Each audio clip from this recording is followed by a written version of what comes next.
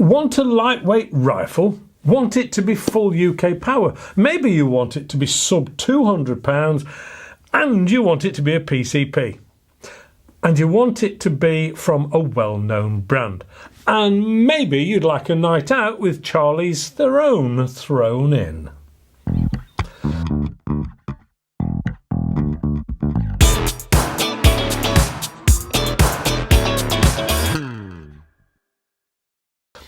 Hello and welcome to Blind Date. Sorry, AAR on air. I take it I have most people's attention now. Well, the night out with Charlie's Theron is up to you.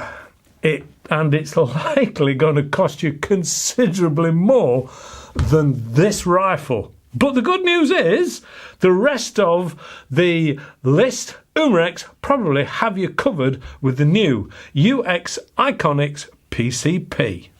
Because this little lightweight budget wonder certainly isn't going to break the bank, and its UK price is only £185. Yes, you heard it right, £185 UK. Time, I think, to take a closer look to see if it's just cheap rubbish or the bargain of the airgun world right now. The walk around first then, shall we? It is 1018mm long and is ultra lightweight at just 2.2 kilograms unscoped, which should be light enough to carry around pest controlling all day or all night, or still well usable for a spot of paper punching or plinking maybe.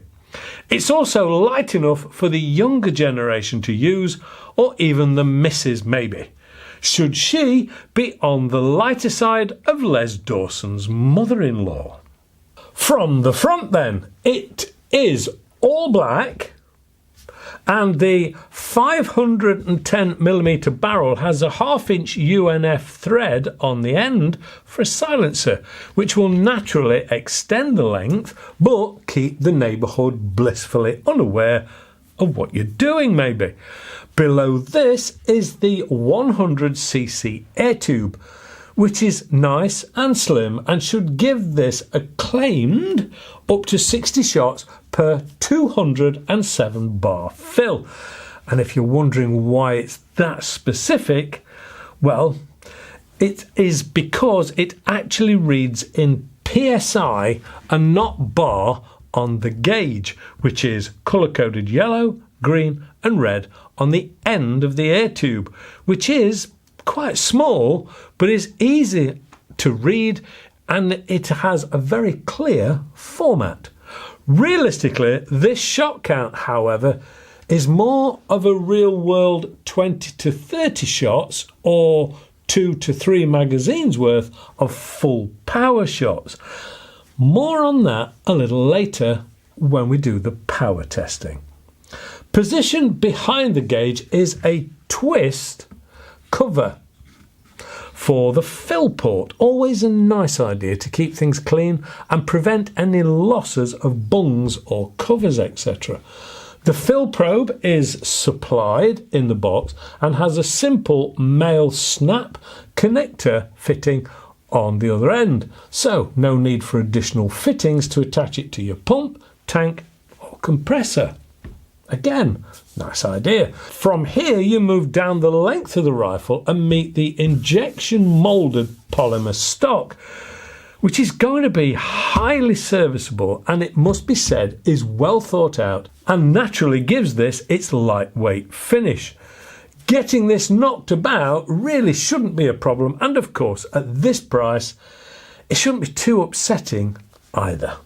The stock itself has a hint of pump action shotgun about it, which some may like and others maybe not. Let me know your initial thoughts in the comments.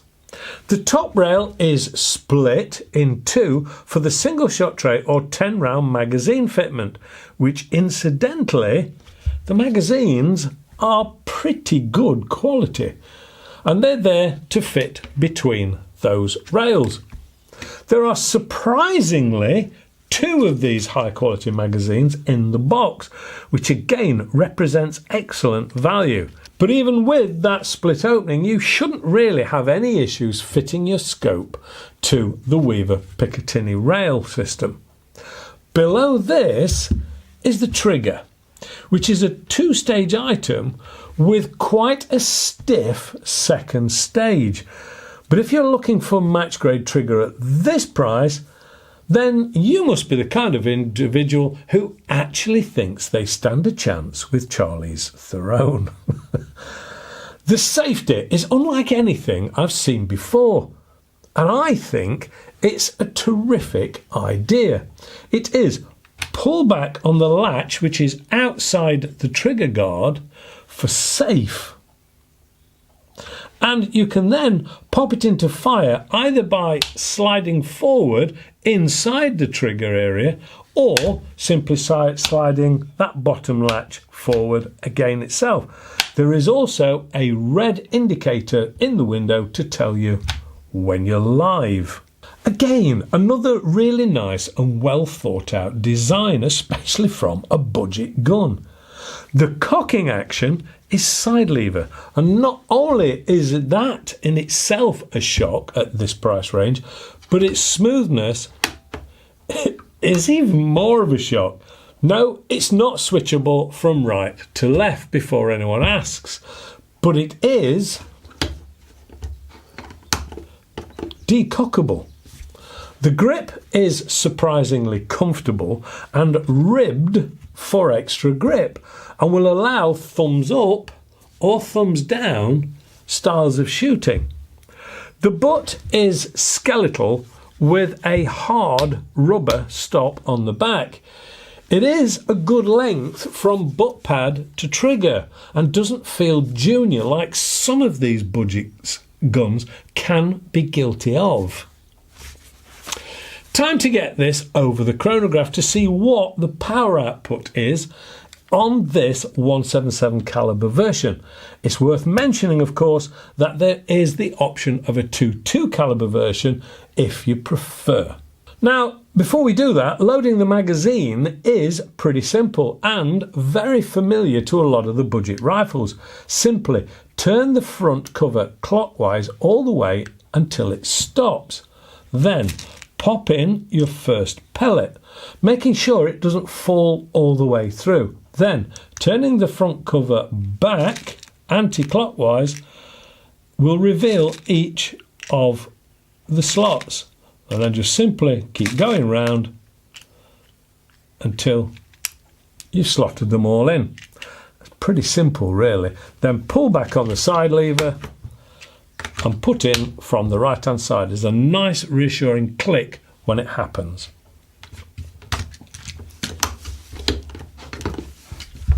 Okay then, on to the power testing. Using pretty standard 8.44 grain pellets, it saw 762 feet per second, which is 10.9 foot-pounds or 14.78 joules.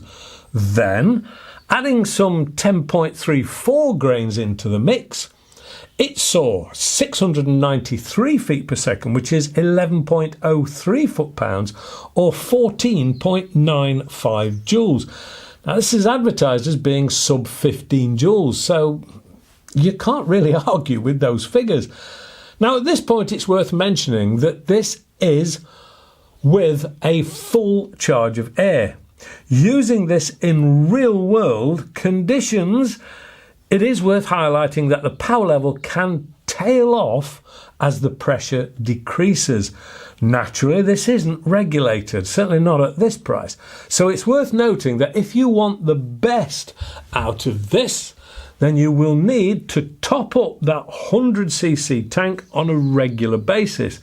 But because it's not that big a tank, even if you were using a hand pump or a stirrup pump, then the task shouldn't be too arduous, which is easy for me to say because I was using a tank.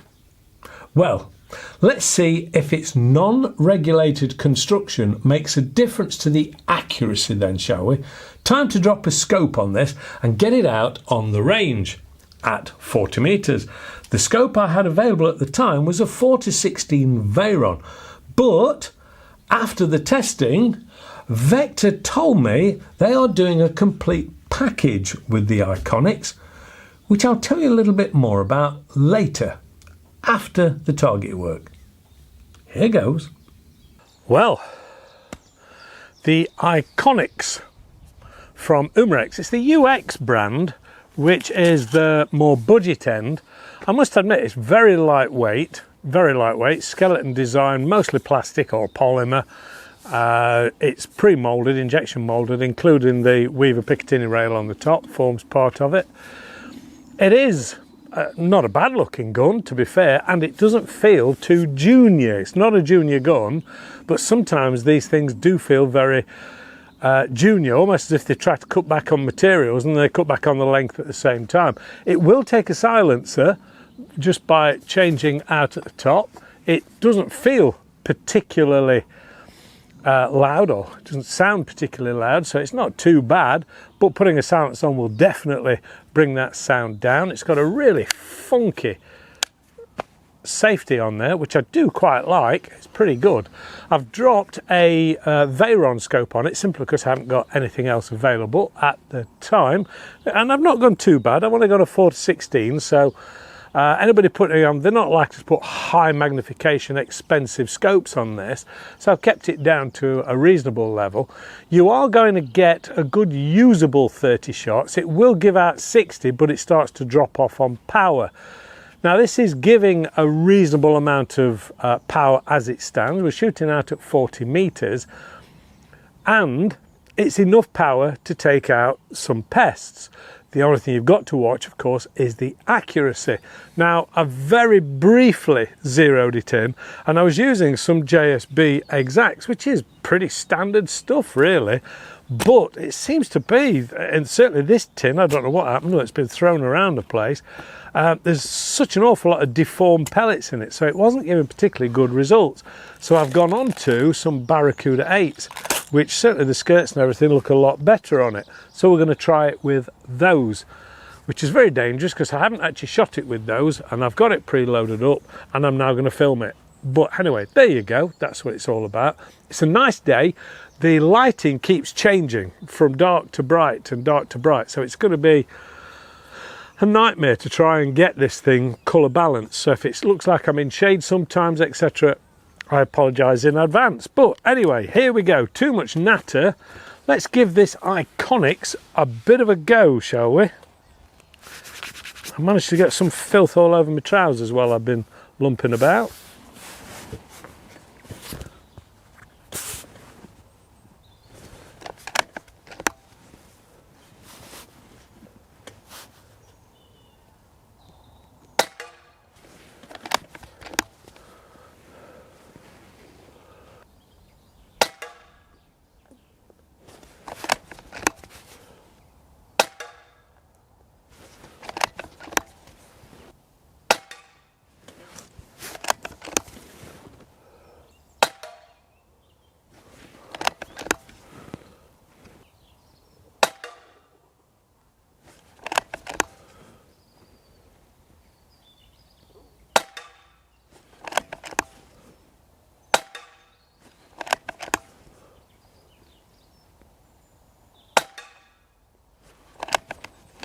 Lock open after last shot. Now the thing to point out here is, my goodness, what's happened there? It doesn't like Barracuda 8s by the looks of that. So yeah, I was getting much better and tighter groupings than that, even with the damaged skirts on the JSBs. So I think we'll forget the Barracuda 8s in this Umarex Iconix. Let's go back to putting some JSBs in. We'll put another target up and we'll see if we get any better results, because that was pretty abysmal, wasn't it? Right, first things first, sorry, it's one of those days things are going wrong. It didn't actually film, the camera didn't film. I've gone back and hopefully we've got it for this next round, but that was the first round with H&Ns. Wow. Yeah, okay. Doesn't like those, does it? Let's try again then with those JSBs that we've just mentioned. magazine all loaded up. It's quite simple, it's a pretty familiar style.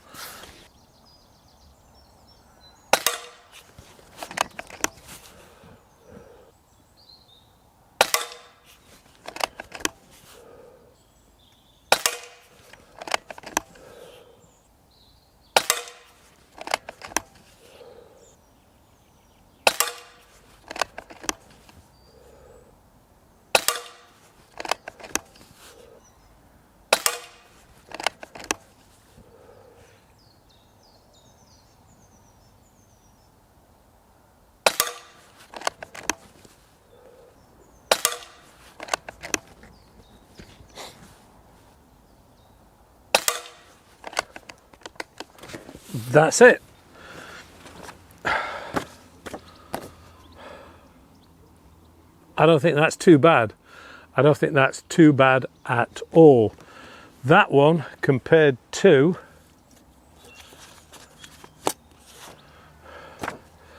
that one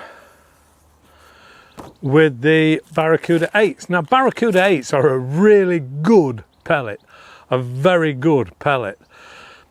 And considering that we're using JSB exacts with that, and a lot of them have got deformed skirts, I must admit, and I haven't got the time to go through every single, I think I've got about 50 or 100 different types of pellets. I haven't got the time to do that on a budget gun at least. But I don't think that is too bad at all. I really don't think that's too bad at all. Yeah, it's not perfect, and the issue is nothing to do with the weather, it's the trigger. The trigger is very stiff. It takes a bit of getting used to. And if it's your only gun and that's what you're going to use, you will get used to it and you'll probably get better results than I've got. But it is a very stiff second stage, and I don't think there's any adjustment on it. But at the end of the day, this is a budget gun. That's still big enough to take a rabbit out. That's still big enough to take a rabbit out at these kind of distances. And if you're working in a close environment and you're taking some rats out, that's going to group up even tighter, so you shouldn't have any problem at all. It is a capable thing as far as pest control is concerned. I do like the lock open after last shot. It's not going to win you any major prizes down at a target range or anything like that. It is going to put a smile on your face as far as tin cans and plinking in the back garden is concerned, and it's not too loud, but you can soon cure that by putting a silencer on the end anyway. I don't think that is bad, and for the money, oh come on, what do you want? If you want superb accuracy, you want regulated gun, you want everything like that, then you've got to look somewhere else. This is a budget gun. I'm reviewing this as it is, for what it is. And the wind's starting to get up a bit now. And there's no way is it going to compare to a much, much more expensive gun. But that's not the point. It's a standalone thing. Is it any good? Yeah, I think it's good. It's not a target gun, but it's really enjoyable, and it's really very light, and everything does come to hand very easily, including that trigger. I quite like that. And of course you've got a single shot tray. You might find you're a little bit more accurate using the single shot tray, but the magazines are really nice magazines. I've got no complaints with those. For that kind of money, I wouldn't have expected 2 magazines, and I wouldn't have expected them as good a quality as they are. Not bad at all. Don't think you're going to get 60 shots out of it.